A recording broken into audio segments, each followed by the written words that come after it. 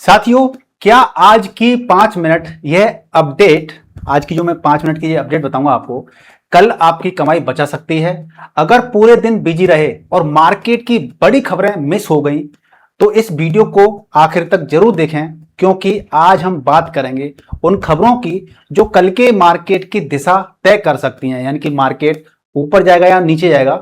नमस्कार दोस्तों, स्वागत है आपका हमारे यूट्यूब चैनल पर। उम्मीद करता हूं कि आप सभी अच्छे होंगे और अच्छे तरीके से इन्वेस्टमेंट भी कर रहे होंगे। आज के वीडियो में हम जानेंगे आज की सबसे 5 महत्वपूर्ण खबरें क्या रही थी, क्या अपडेट रही थी, जिनका असर आने वाले ट्रेडिंग सेशन पर देखने को मिल सकता है। साथ ही समझेंगे कि कल की मार्केट गैप अप खुल सकती है या गैप डाउन खुलेगी।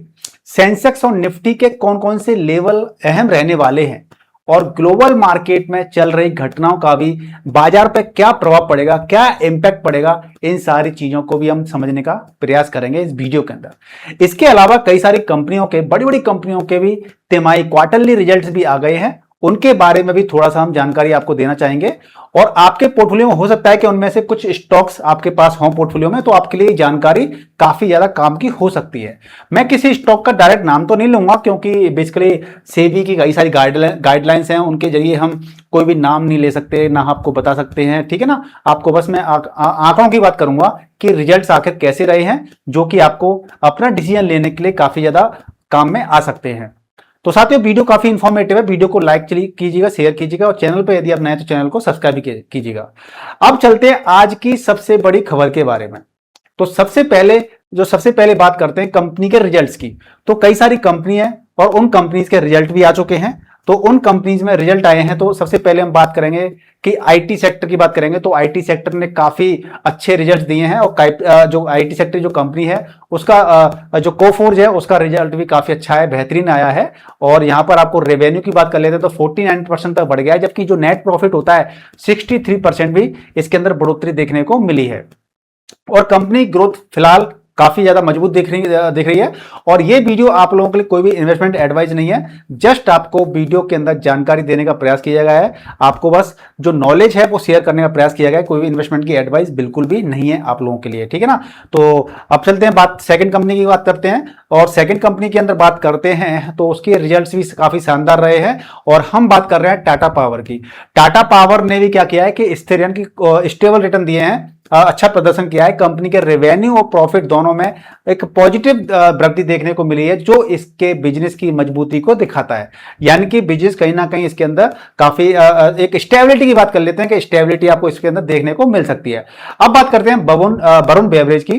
कंपनी ने लगभग 20% रेवेन्यू ग्रोथ दर्ज की है और नेट प्रॉफिट में भी करीब करीब 15% की बढ़त देखने को मिली है।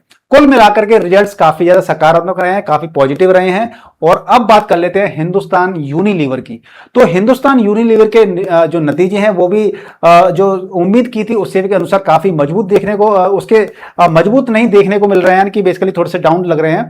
रेवेन्यू में हल्की बढ़ोतरी हुई है, लेकिन नेट प्रॉफिट में गिरावट देखने को मिली है। और साथ ही मैनेजमेंट की जो कमेंट्री है वो भी उत्साहजनक भी नहीं है। इसलिए इस स्टॉक में फिलहाल थोड़ी सावधानी रखने की बहुत ज्यादा जरूरत है। और हालांकि किसी के अंदर गिरावट देखने को मिलती है, इसका मतलब ये नहीं है कि वो स्टॉक बेकार है, बस हमारी प्लानिंग प्रॉपर तरीके से रहनी चाहिए, जिससे कि हम प्रॉपर तरीके से हम डिसीजन ले सकें। अब बात करते हैं बेल की। यानी कि आज स्टॉक में थोड़ी कमजोरी देखने को मिली थी, लेकिन कई ब्रोकरेज जो फर्म होते हैं, ब्रोकरेज हाउस होते हैं, अभी भी इस स्टॉक पर सकारात्मक यानी पॉजिटिव नजर बनाए रखे हुए हैं। और कंपनी के रेवेन्यू में लगभग 24% की बढ़ोतरी हुई है और साथ में प्रॉफिट भी बेहतर रहा है, ठीक है ना। अब बात कर लेते हैं ग्लोबल न्यूज की। यानी ग्लोबल न्यूज में जैसा कि आप सभी को पता है कि अमेरिका और ईरान के बीच में एक भयानक बयानबाजी का दौर चल रहा है और युद्ध भी चल रहा है, और पूरी दुनिया की नजर भी इसी चीज पर बनी हुई है। अमेरिका की ओर से बातचीत को लेकर के सकारात्मक संकेत तो दिए जा रहे हैं, जबकि ईरान की ओर से फिलहाल किसी नई शांति वार्ता को लेकर ज्यादा अपनी तरफ से कोई एफर्ट लगाने वाली स्थिति नहीं दिख रही है, ठीक है ना। यानी कि अमेरिका प्रयास कर रहा है, लेकिन ईरान इस समय थोड़ा बैकफुट पे है।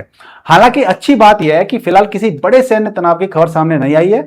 यानी कि जो अमेरिका ने हमला करना था वो कर दिया, कई सारी स्ट्राइक कर दी, लेकिन अभी फिलहाल स्थिति थोड़ी सी शांत बनी हुई है। वजह यही है, यही वजह है कि बाजार में थोड़ी सी राहत देखने को मिल रही है, बाजार में थोड़ी हल्की फुल्की सी रिकवरी देखने को मिल रही है। तो आज बाजार में हल्की सुस्ती का भी एक बड़ा कारण मंथली एक्सपायरी भी रही है। आज मंथली एक्सपायरी थी तो उसका बहुत बड़ा इंपैक्ट पड़ता है, और एक्सपायरी वाले दिन अक्सर कर उतार चढ़ाव और सीमित दायरे में कारोबार देखने को मिलता है, इसलिए आज की चाल को सामान्य माना जा सकता है।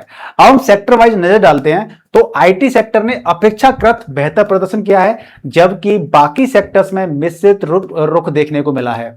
तो बाकी सेक्टर हैं उनमें अंदर एक ठीक ठाक कंडीशन देखने को मिली है।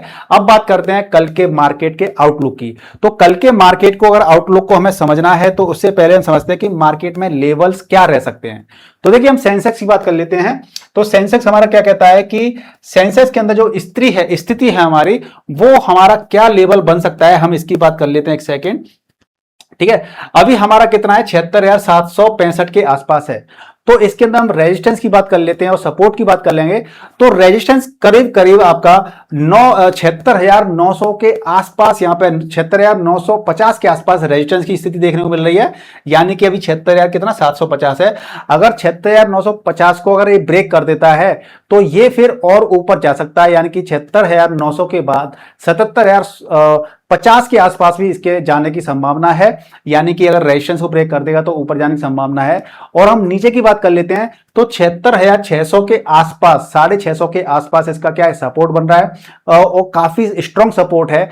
और अगर ये सपोर्ट टूट जाता है तो मार्केट के और भी नीचे जाने की संभावना है। हालांकि नीचे जाने की संभावना इसलिए नहीं है क्योंकि डिपेंड करता है युद्ध के ऊपर। अगर आज रात में कोई नई खबर आ जाती है कि और युद्ध भड़क गया है तो रेजिस्टेंस जो सपोर्ट है, सपोर्ट भी ब्रेक हो सकती है। ठीक है ना। इसके अलावा बात कर लेते हैं जो कल बाजार में हल्की पॉजिटिव शुरुआत देखने की संभावना बन सकती है, अगर आज रात कोई बैड न्यूज नहीं आती है तो कल मार्केट थोड़ा पॉजिटिव रह सकता है। हालांकि अंतिम दिशा बाजार ओपन होने के बाद ही स्पष्ट हो पाती है। तो आप कितना भी प्रेडिक्ट कर लीजिए, लेकिन आप 100% किसी चीज को एकदम से आप ये नहीं कह सकते कि मार्केट इतना ही रहेगा। अब बात कर लेते हैं निफ्टी की, बात कर लेंगे। तो निफ्टी में आप देखेंगे 23,985 के आसपास का लेवल है, और यहां पर भी एक आज का देखेंगे तो यहां पर 0.04, यानी कि मार्केट आज लगभग सुस्त ही मार्केट रहा था, ना इसके अंदर पॉजिटिव ना नेगेटिव, और मार्केट में हल्की सी गिरावट दिखी, लेकिन इतनी हम बड़ी गिरावट इसको नहीं कहेंगे। अब बात कर लेते हैं क्रूड ऑयल की। अब आप क्रूड ऑयल को देखेंगे तो यहां पे 80 ब्रेंट क्रूड ऑयल की रेट चल रही है 86.66, यानी कि क्रूड ऑयल की कीमतों पर भी नजर रखना बहुत ज्यादा जरूरी है, क्योंकि यह वैश्विक जोखिम का एक बड़ा संकेतक माना जाता है। फिलहाल कीमतों में बहुत ज्यादा उछाल नहीं है, जिससे यह संकेत मिलता है कि बाजार फिलहाल किसी बड़े संकट की आशंका नहीं मान रहा है। तो दोस्तों, आज की प्रमुख मार्केट अपडेट्स यही थी जो मैंने आपको बताई है। इसके अलावा और क्या खबर है, आपको अगर जानकारी है तो कमेंट करके शेयर कर दीजिएगा, जिससे क्या होता है कि हमारे बाकी व्यूअर्स भी है ना कमेंट रीड करते हैं, तो सभी एक दूसरे के जरिए सीखेंगे तो काफी बेनिफिट होगा, और नॉलेज शेयर करने से अच्छा रहता है। अगर आपको यह वीडियो जानकारी पूर्ण लगी है, अच्छी लगी है, तो आप इसको लाइक कर सकते हैं, चैनल को सब्सक्राइब कर सकते हैं, और बेल आइकन को दबाना ना भूलें, ताकि हर जरूरी मार्केट अपडेट सबसे पहले आप तक जरूर पहुंचे। तो मिलते हैं नेक्स्ट वीडियो में, तब तक के लिए गुड बाय, टेक केयर, जय हिंद।